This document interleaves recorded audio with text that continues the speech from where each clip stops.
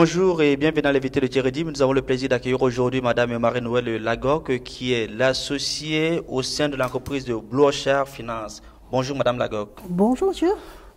Votre entreprise est spécialisée dans la microfinance. La question serait de savoir aujourd'hui quelle est la place de la microfinance dans l'économie globale. Au niveau de l'économie globale, il y a une demande de plus en plus importante dans le domaine de la microfinance. On a estimé à la fin de l'année passée qu'il y a actuellement autour de presque 90 milliards en US dollars d'emprunts ou de prêts qui circulent et avec une croissance autour de 5% chaque année de ces demandes. Alors on sait globalement que le Genève a été l'un des initiés, le pionnier même dans l'émergence de la microfinance dans le monde. Aujourd'hui, les gens ont quand même du mal à comprendre à quoi ça nous sert la microfinance.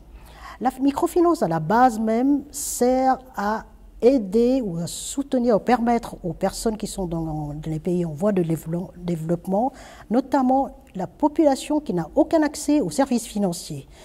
Nous leur prêtons de l'argent qui leur permet justement d'avoir une activité en tant que micro-entrepreneur. Donc les montants peuvent être différents d'un pays à l'autre, entre $100 jusqu'à $1000. Et ce sont des personnes qui n'ont pas accès au système financier local ou à n'importe quel système financier, autre que le système usurier, si vous voulez. Donc, en d'autres termes, c'est une alternative à la banque. C'est une alternative à la banque, tout à fait juste. Mais par contre, ce qu'on constate quand même, c'est que dans certains cas, les intérêts peuvent aller jusqu'à 30%. Tout à fait juste. Mais et là, je pense quand même que c'est un peu exagéré, non?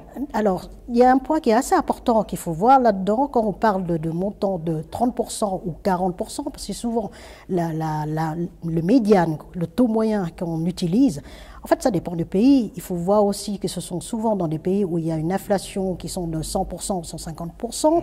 Il ne faut pas oublier non plus l'autre côté, c'est que l'emprunt, souvent, si vous empruntez un usurier, c'est en délai 100%. Journalier ou mensuel, quand vous parlez de 30%, c'est annuel.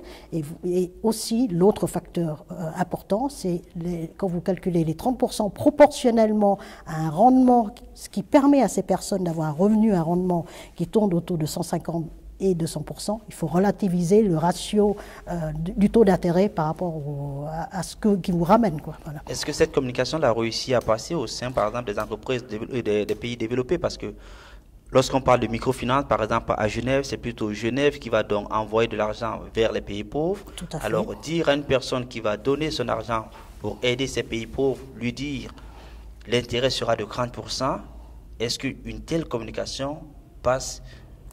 Alors, si vous expliquez en détail, comme je vous ai montré le graphique tout à l'heure, les gens comprennent tout à fait. Mais c'est vrai que les gens parlent toujours, ils restent toujours sur un chiffre, et un chiffre brut, sans comparaison. Vous êtes d'accord que c'est vrai qu'il y a une mauvaise connaissance de ce côté-là.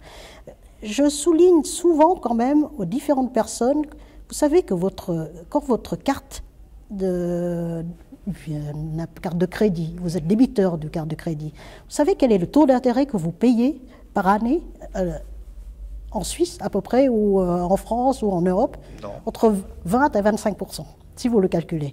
Donc ça, c'est uniquement au niveau crédit de consommation ce qu'on paye.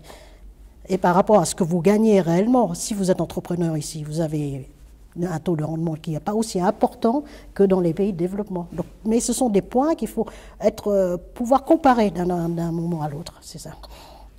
Et si on part, par exemple, au niveau des pays, ces pays en voie de développement, est-ce que vous avez, par exemple, une estimation, par exemple, réelle de l'aide que vous apportez, et est-ce que ça a pu apporter un changement dans leur vie réelle? Donc, au niveau quantitatif... Si on prend le cas, par exemple, de votre entreprise, oui, et dans les actions que vous menez. Alors, on le voit, on le constate, mais quantitativement, il y a un système qui s'appelle la performance sociale. Vous savez que dans l'un des critères pour nous, pour prêter de l'argent, la performance sociale est quelque chose d'assez important, mais ce qui n'est pas quantitatif. C'est-à-dire qu'on avantage les prêts, donc on ne prête pas directement à la dame ou au monsieur au niveau client final, là, on prête à une institution microfinance.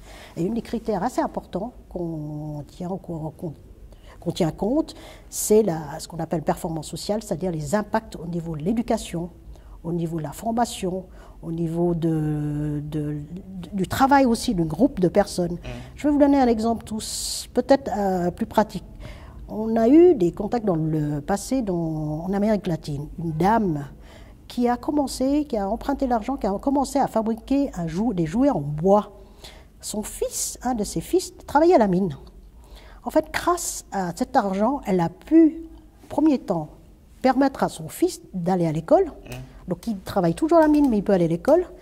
Et après, elle a pu développer le système. Donc, elle a fabriqué, elle a engagé des gens, elle a pu acheter une machine en occasion. Donc, en fait, elle s'est créée un PME.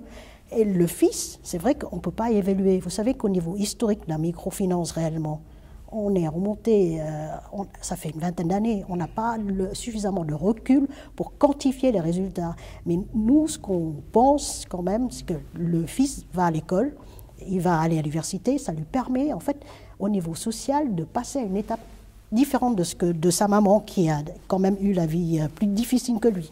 Aujourd'hui, quels sont les obstacles au développement de la microfinance dans le monde ?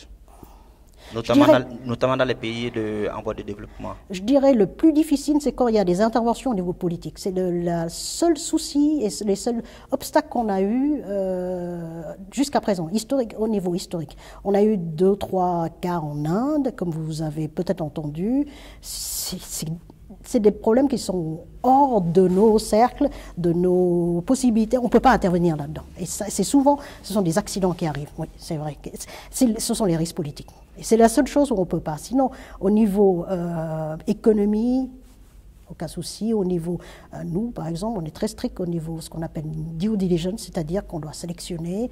Vous savez, on a une responsabilité du côté des gens qui nous amènent de l'argent, qu'on appelle les investisseurs. Mais on a aussi l'autre responsabilité très importante vis-à-vis des clients finaux. Oui, mais sur quels critères est-ce que vous les sélectionnez ?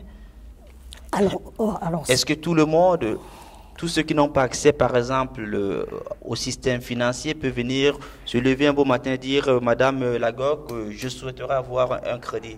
Alors, nuance, ces personnes vont contacter en premier, en fait, ils vont demander de l'argent à l'institution de microfinance, qui est c'est pas une banque, mais c'est une sorte de société financière dans les pays locaux. Ça, c'est une chose importante. Donc, c'est pas nous qui sélectionnons ces personnes. Nous, on sélectionne les sociétés financières. Cela dit, à travers les sociétés financières, on sait, par exemple, comment ces gens, et ça fait partie des critères, si on prête l'argent ou pas, aux clients finaux. Il y a un des critères, par exemple, on ne travaille pas, on évite, peut-être que ça arrive à 1 ou 2%, dans le crédit à la consommation. Nous, on prête vraiment de l'argent à des micro-entrepreneurs. Il y a un deuxième critère très important aussi, et ça, il faut un peu connaître plus le circuit.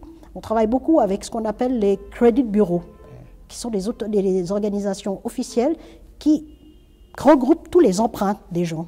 C'est pour éviter, ça c'est un point très important, le surendettement des gens. On veut éviter que la personne aille emprunter dans cette société 100, va emprunter dans l'autre, et après, elle se retrouve... Oui, mais à partir du moment où on sait que dans ces pays, par exemple, on sait qu'il y a assez de corruption dans ces pays, est-ce qu'on ne peut pas dire que quelque part également c'est biaisé tout ce mécanisme ? Alors, on contrôle régulièrement derrière, hein, donc biaisé, pas complètement, parce que, bon, le zéro risque n'existe pas. Ça, je peux vous dire, le zéro risque n'existe pas. Mais nous, chaque année, l'argent qu'on prête, ça part pas et ça revient pas une année ou 3 ans après. Tout l'argent qui est prêté, on le contrôle. Il y a une partie due diligence, mes collègues sur place surveillent ou suivent tous les 3 ou 4 mois. Merci Madame Lagoc pour ces explications. Quant à vous, nous vous donnons rendez-vous très prochainement avec un nouvel invité. Au revoir.